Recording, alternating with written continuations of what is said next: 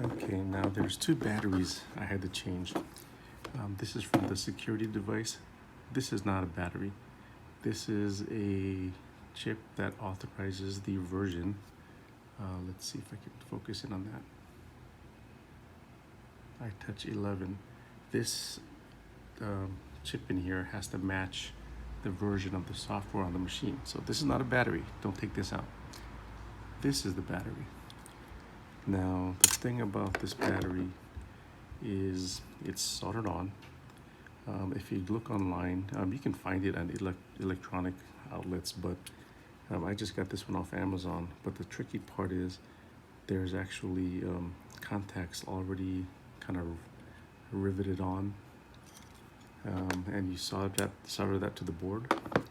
But the one that I found and purchased was not exactly an exact match, and I'll show you in just a moment. First, showing you how to take the cover off so you can get to the solder joints. Now the board under here is held on by the post mounts of these connectors. So I'm just going to unscrew them. And again, I didn't use the right tool. I actually have a bit that will go over these. I'm just using a needle nose pliers because it's convenient, and I've already loosened these. But if you're doing this for the first time and these are really tight, you might want to consider using the proper bit. Or if you have a really good grip, do this very tightly and slowly so you don't scratch or damage these connectors or these posts. Okay.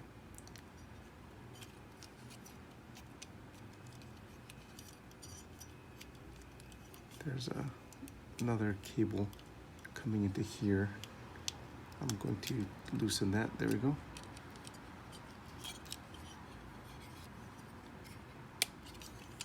And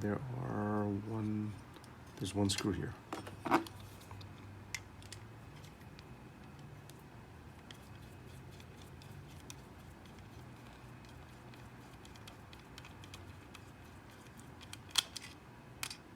Get that screw out. And now you can see this board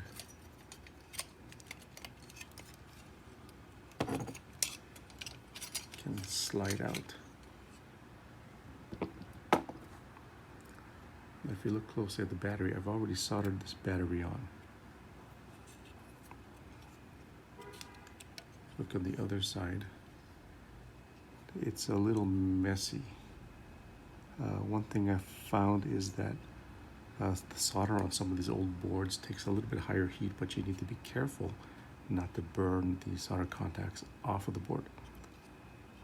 So there's right there. And this one's tricky because there's one here and one here. So this side had two. And what I had to do is, since the battery I bought had only one contact sticking down, I actually snipped the contact and soldered the contact that's already on the battery to the existing contact. That was a lot more stable than trying to solder the new contact directly onto the battery. Now you can see it seems a little loose. That's because this contact is there just to hold it in place. It's not actually connected to anything. It's this contact that is actually making conductivity with the board. And of course the other side. Now about this battery. If you can find this exact battery, XL, what is it, D50F size, what is it, 1/2 AA. From this brand, I would go ahead and do that. There's a certain amp hour rating on this battery. Some of the other batteries I saw that were cheaper had a lower amp hour rating, which means the battery won't last as long. So that's not a good idea. So I would try to get this exact battery. Don't skip and go cheaper.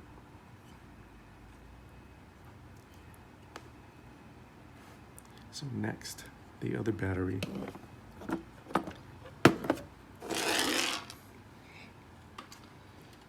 Let's see, where did it go? The other battery is on the main board, which is under this. Let me zoom out a little bit. So this is what we took out of the right side of the machine. This board also has a battery, just like most older computers. And it's just basically on the other side of this motherboard. So I'm going to carefully remove these screws. And you know, I should be working with an anti-static mat, but the cart I'm actually working on works well to dissipate static the way I've set it up.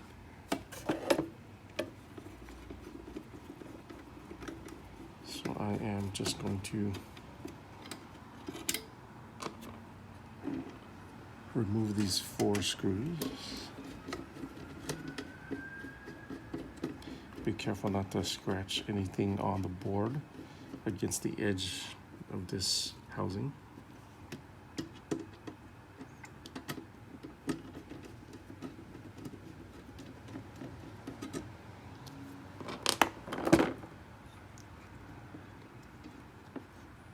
And when you lift up this board, you'll see that it actually is connected to the housing itself with some I/O cables and a daughter board. Be careful not to pull that too hard. And right here,